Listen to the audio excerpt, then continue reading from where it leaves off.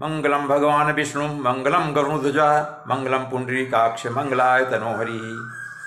नमस्कार दोस्तों, मैं मूलचंद गुप्ता पुनः आपके सामने प्रस्तुत हूँ। और पिछले एपिसोड में देखा कि मुझे जब पता लगा कि चेक तैयार है तो मैं बहुत खुश हो गया था।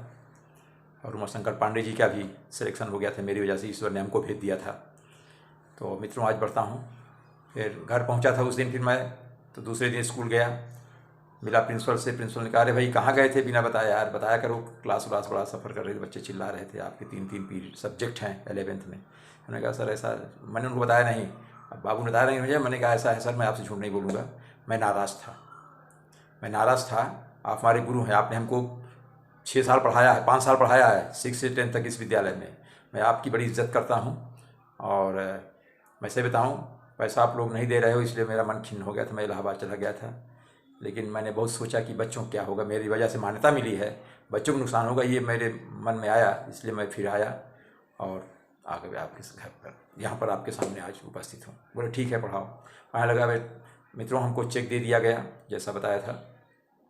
तो अब तक मुझे करीब शायद 17 महीने हो गए थे नौकरी करते, जिसमें से मुझे अब तक 9 महीने की तनख्वाह मिल गई, वो 2 महीने के लेकर के।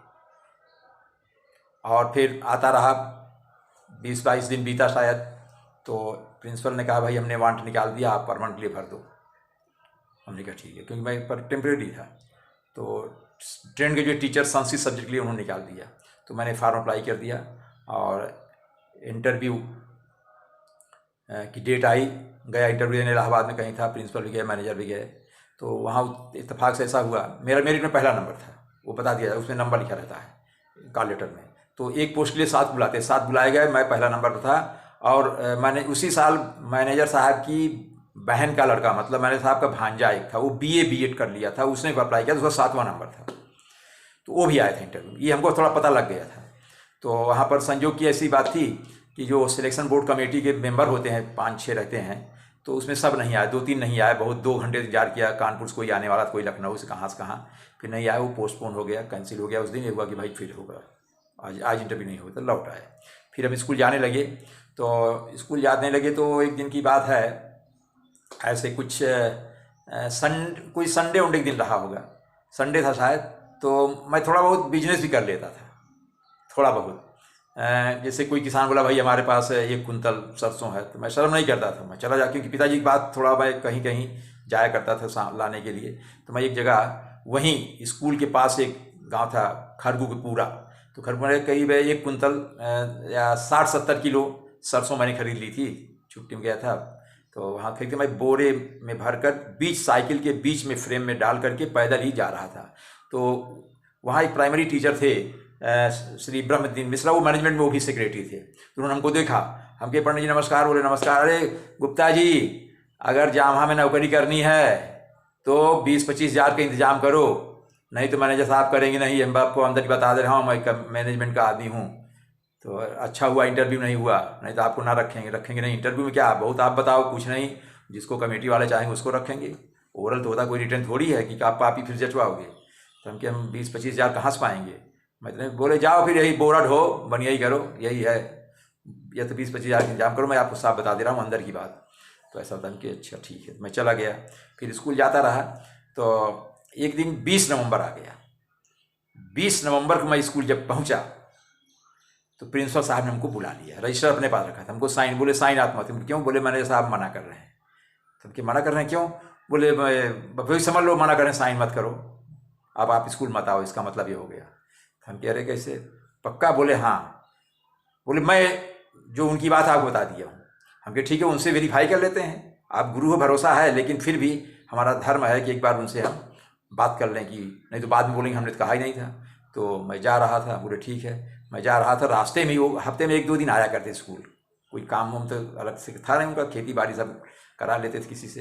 तो आ रहे तो मिल गया, तो थोड़ा कम सुनते, मैंने उनको थोड़ा जोर से बोला, अरे प्रिंसिपल साहब ने हमको आज लौटा दिया, तो साइन करने से मना कर रहे हैं। बोले क्यों, बोल रहे हैं मैनेजर साहब ने कहा उनको साइन मत कराओ, उनको बंद कर दो, अब मत आए स्कूल।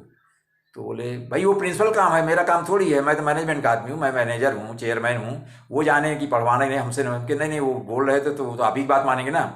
बोले तो सोचिए आप, जब हमके नहीं चलिए, बोले नहीं हमने तो ऐसा नहीं किया, हमके चलिए पूछते हैं। वैसे टालते रहे। फिर उनके साथ बोले कहाँ चलो, उनके स्कूल आपसे बात करेंगे। प्रिंसिपल आए, फिर प्रिंसिपल साहब ने प्यून से बोला भाई 2-3 चेयर निकालो। 20 नवंबर था, ठंडी थी थोड़ा, बाहर निकाला, तीनों आदमी बात वहाँ शुरू हो गई। बात करते करते अब हमारा क्लास था वहाँ 11, सब बच्चे वहाँ झाँक रहे हैं। इस टीचर से और जा रहे हैं कि हमारा ही पीरियड था, पहला दूसरा सब चल रहा था। वो बच्चे ऐसे बैठे हैं, अरेंजमेंट था, कोई टीचर गया रहा होगा। तो अंत में फिर बात होते होते बहुत बढ़ गई बात। तो मैं फिर अपने पर आ गया, मैं खड़ा हो गया और झटक दिया मैनेजर को। हमने कहा मैनेजर साहब, मैं आपकी बड़ी कदर करता हूँ, लेकिन आप जैसा भ्रष्ट आदमी इस दुनिया में कोई नहीं देखा मैंने। आप ध्यान रखो, आपकी जो सुदामा की झोपड़ी है ना, वो सुदामा की झोपड़ी रहेगी, वो झोपड़ी से मकान नहीं बनेगा। सुदामा का मकान भगवान कृष्ण बनवा दिया था। आप ऐसे ही मैंने बोला मित्रों, भगवान कृष्ण ने उनका मकान तो बनवा दिया था। उनके यहाँ जब गए थे, लौटे तो चकित रह गए कि अरे कहाँ मेरा घर कहाँ है। लेकिन आपकी झोपड़ी रहेगी। और दूसरी बात, 18 महीने मैंने काम किया है कुल मिला करके, और उसमें भी आपने 657 रुपया 40 पैसा हम बियर चेक मैंने आपको दिया है, वो भी भ्रष्टाचार आपने किया है। तो आपसे मैं 9 महीने तनख्वाह मिली, 8 महीने तनख्वाह मैं लेकर छोड़ूंगा। मैं जा रहा हूं, और मैं ना अब इंटरव्यू दूंगा ना, अब मैं यहाँ जा रहा हूं, और आप बुलाओगे तो नहीं आऊँगा। अब स्कूल की जिम्मेदारी आपकी, 11th की मान्यता खत्म होती है, बच्चे पढ़ते हैं हम नहीं जानते हैं।